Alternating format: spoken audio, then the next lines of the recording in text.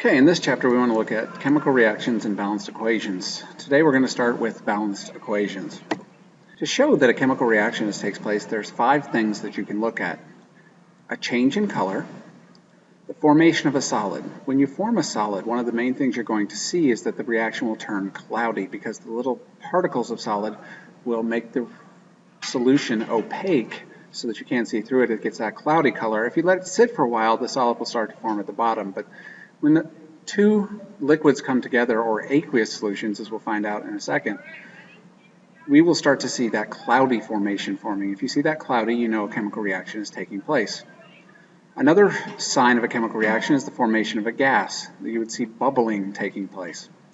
Or a change in heat, either a heat or flame being produced or heat being absorbed.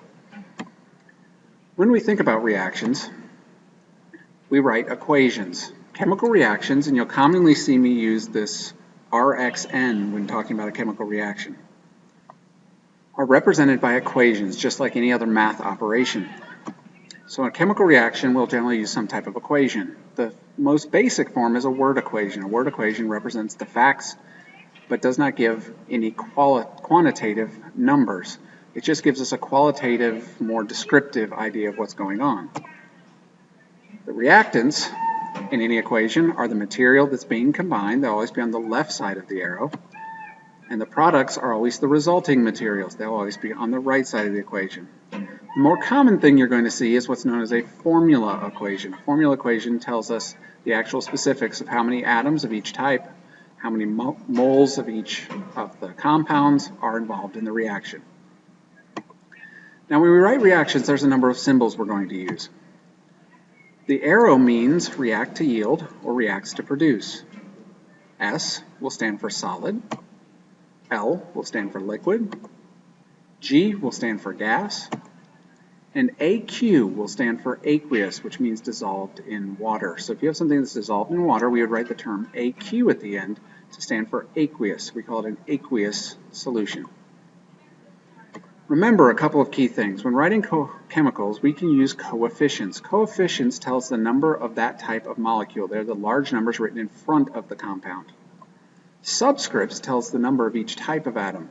When you think about subscripts like H2O, that subscript tells you that there are 2 hydrogens in the molecule. When balancing equations, we cannot change the subscripts. The reason we balance equations is because of the law of conservation of matter, or the law of conservation of mass.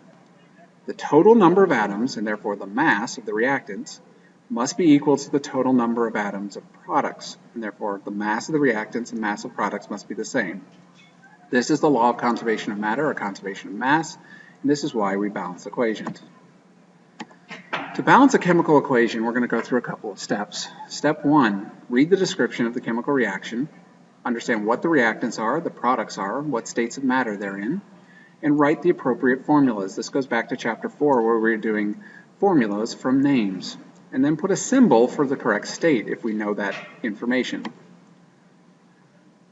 This will give us an unbalanced chemical equation. In tonight's WebAssign, questions 1 through 4, questions 3 and 4 are asking for unbalanced chemical equations, stopping at this step. To balance the chemical equation, we've got to make sure we have the same number of each type of atom on each side of the reactants and products. Start with the easiest elements first and then go to the harder ones. The easiest ones are the ones that are in the least number of compounds. The harder ones are the ones that are in the most compounds. If something's in every compound, we're going to hope that everything else being balanced will balance that, because changing one compound will change the balancing of that element. Only change the coefficients, and always check your work after you're finished. Make sure you have the same number of each type of atom on each side of the equation, reactants and products. And you must use the lowest whole number ratio of each of the coefficients. So if you get 2, 2, and 4, you must simplify that to 1, 1, and 2. So let's look at some examples of this. Hydrogen gas and oxygen gas react to form liquid water. Well, this tells us hydrogen is a diatomic. We'll use the little g. Oxygen, also a diatomic. We'll use the little g. Reacts to form the arrow. H2O, liquid. This is our unbalanced equation. Now to balance it, We have 2 hydrogens on the reactants, 2 on the products. 2 oxygens in the reactants, 1 on the products. So I'm going to put a 2 here to balance out the oxygens. That changes the hydrogens, so I need a 2 here. Sodium hydroxide and hydrogen sulfate form sodium sulfate and water. So sodium hydroxide plus hydrogen sulfate, otherwise known as sulfuric acid, sodium sulfate, and water. We don't know the states here, so we're not going to have the subscripts. I'm going to say if oxygen is the last thing to balance here because it's in 4 compounds. Everything else is only in 2 compounds, so I'll start with any of those. Sodium, for example, there are 2 in the products here, so I'm going to put a 2 here. Sulfur, 1 here, 1 on the products. So 1 in the reactants, 1 in the products. Hydrogen, 2 in the reactants, 2 in the products. Or actually 4 in the reactants. Forgot the 2 over here.